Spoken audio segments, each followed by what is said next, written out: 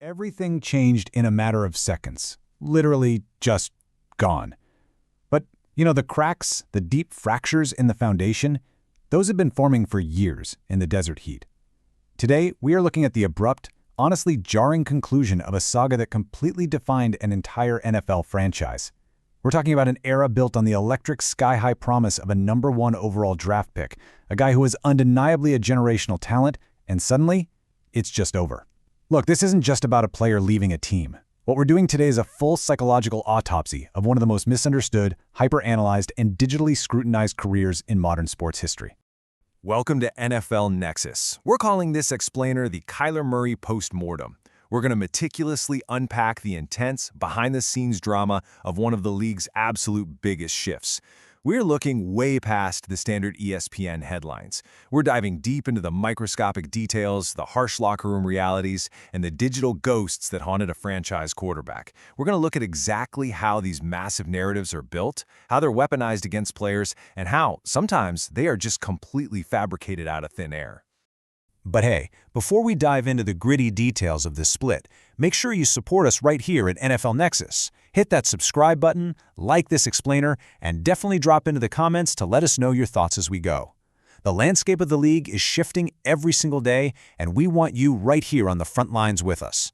If you really love these deep dives, consider supporting the channel by becoming a member. It helps us keep bringing you these cinematic, heavy-hitting explainers.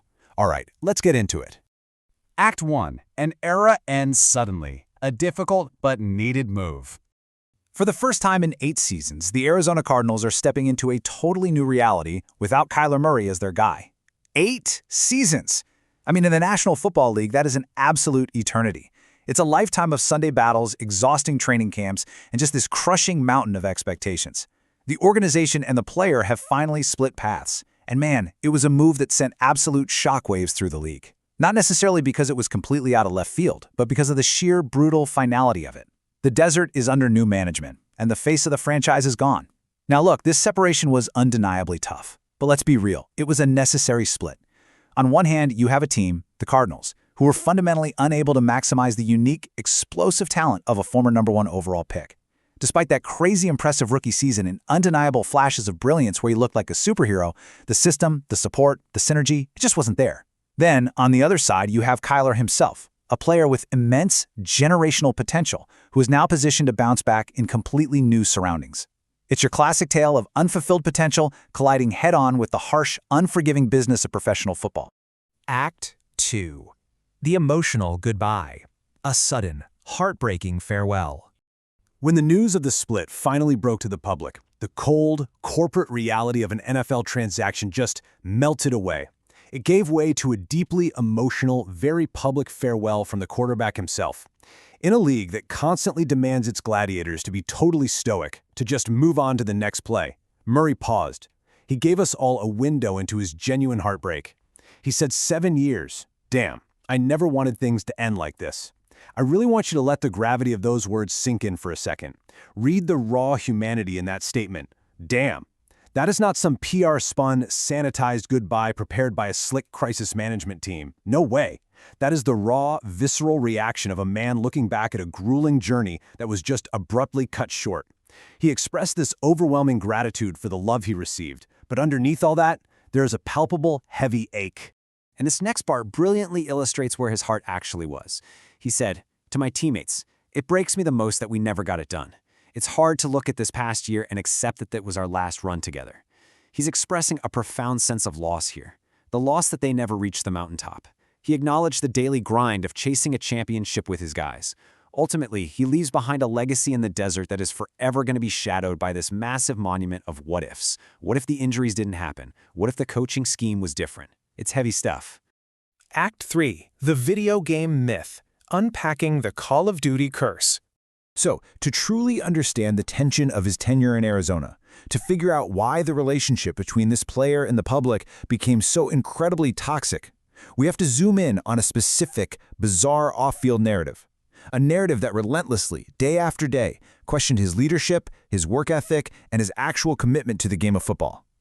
We have to ask the question, did a video game ruin a franchise quarterback? Say that out loud. It sounds like an absolute joke. It sounds like the punchline to a late-night talk show monologue.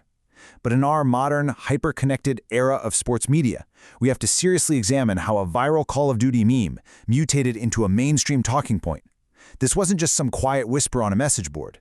It became the defining characteristic of his public persona. It was a dark cloud that just plagued his entire professional career. It became famously known as the double XP weekend phenomenon. It was this relentless, inescapable internet rumor that claimed Kyler Murray's fantasy football stats mysteriously and predictably plummeted whenever a new iteration of Call of Duty dropped or whenever the game hosted a promotional double XP weekend. The internet, in its infinite capacity to find patterns, whether they're real or totally imagined, convinced itself that the franchise quarterback of an NFL team was literally too busy playing a first-person shooter in his basement to study his playbook. And you want to know the most terrifying part? Millions of people actually believed it. They treated it like gospel. Act 4. A teammate speaks out, shattering the internet illusion. Well, that illusion was recently and violently shattered. For years, this narrative was just allowed to snowball, completely unchecked by reality. But then, former teammate and tight end Trey McBride appeared on the Bussin' with the Boys podcast and unequivocally defended his quarterback. He stepped right up to the mic to give us an inside look at the catastrophic difference between internet fiction and locker room fact. McBride said he definitely saw the memes, but it was just funny because he never really talked about Call of Duty, he never really talked about playing video games. Guys, McBride just revealed a chilling disconnect here. The internet's manufactured perception of Kyler Murray was this obsessed gamer neglecting a multi-million-dollar job. The actual reality inside the Cardinals' locker room? He didn't even talk about gaming. He was entirely disconnected from the very thing the entire world was accusing him of being obsessed with. Just listen to the absolute disbelief in McBride's defense. He goes on to say, everyone was talking about, oh, the new Call of Duty came out, double XP weekend, he's going to have the worst game ever. I'm like, what are we talking about? You can literally hear the sheer exhaustion of a professional athlete dealing with the absurdity of the digital peanut gallery. He bluntly asks, what are we talking about? Because to the men who are actually putting their bodies on the line inside that facility every Sunday, the narrative was entirely alien. It made zero sense. This comparison is just wild, and it brilliantly illustrates the massive danger of our modern media ecosystem. You've got a completely fabricated internet myth based on cherry-picked fantasy points on one side, and on the other, the ground truth from the men who actually bled next to him on the field. The players inside the facility knew he never talked about it. Yet this completely fabricated meme totally overshadowed the daily, real-world work ethic of one of the most athletically gifted players Arizona has ever seen. The meme literally became louder than the man. Act 5. The viral cost. Stat hunting in the social media age. This specific incident forces us to take a hard look at the massive scale of the damage caused when social media narratives dictate an athlete's professional reputation. We have entered this toxic era of stat hunting. It's not about analyzing the game of football anymore. It's about mining data to support a joke. As McBride so astutely pointed out regarding those fantasy football rumors, I think they're just finding every stat to get on him. That hits the nail on the head. The internet effectively weaponized random, out-of-context statistics just to find a reason to tear down a franchise player. They started with the conclusion that he plays too many video games, and then worked backward, digging frantically through fantasy logs just to find the exact numbers that fit their fabricated punchline. What we're talking about here is the textbook definition of confirmation bias. It's the tendency to search for, interpret, and recall information in a way that confirms your pre-existing beliefs. Or, in this bizarre case, internet memes. It became this incredibly dangerous, self-fulfilling cycle. Every incomplete pass, every interception, every bad read wasn't linked to a complex defensive scheme by the opponent or a breakdown in the offensive line protection. Nope, it was unfairly and maliciously linked to a video game release. It replaced actual complex football strategy with cheap digital gossip. Act 6. What comes next? Free from the desert. So what does all this mean? What comes next for a generational talent who is finally free from Arizona and the suffocating viral shadow that followed him for almost a decade? The split was painful, for sure, but out of that pain comes an unprecedented opportunity for a rebirth.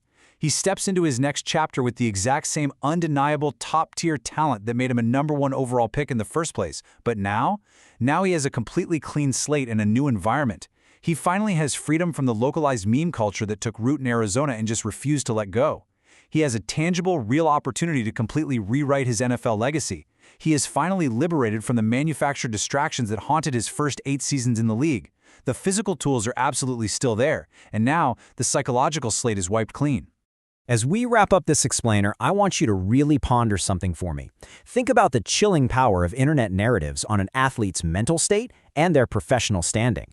If a completely fabricated joke about a video game can literally dictate the national conversation around a multi-million-dollar franchise quarterback for 8 seasons, ask yourself, what other truths are being buried right now by the next viral joke? What false narratives are we just blindly believing today, simply because they make for a good meme? Think about it. Keep questioning the narrative, stay sharp, and we'll see you next time on NFL Nexus.